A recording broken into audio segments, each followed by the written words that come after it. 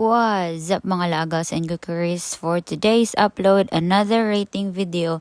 This time sa atong paglaag-laag dinhi sa Kyoto.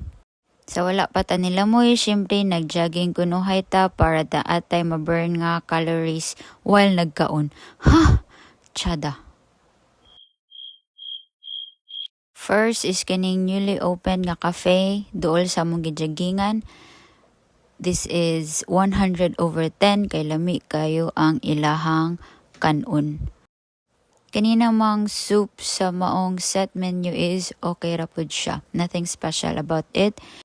Kaning omelette sa plato mo'y lami, pinakalami ani nila pero mas nitatak nako ang texture aning vegetable. So maong 100/10.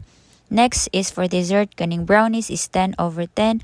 Mao akong gi-crave, not that dry, not that chewy, it's just balance. Human ni ana, bakta sa sadta to explore another side of Kyoto. Secret lang ni siya for now because we want to keep the solemnity of this World Heritage Site. Then nilaag tag Kawaramachi to end our day. Nag-round 1 ta and then we got Miffy. Sa isa lang ka-try. Omedeto. Pag humana to, kuha kang Miffy, nag-karaoke dayon ta. Og maoni ang among gipangkaon sa karaoke. Onion tower, chicken tenders. Unahon sa nato ni siya great ang chicken tender. Tender siya, nya crispy gihapon.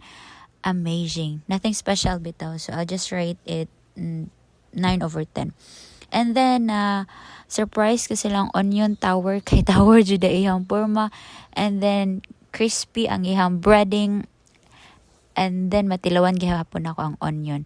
And then, na-amaze ko ani nga sauce. Kalimut ko unsay name. Mura siya kamatis, liso sa kamatis. A little bit sweet and tangy.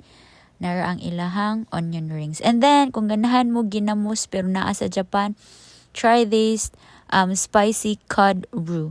Maora to. Bye! Ay wait, ang spicy cod roux ay is 10/10. See you sa next rating vlog.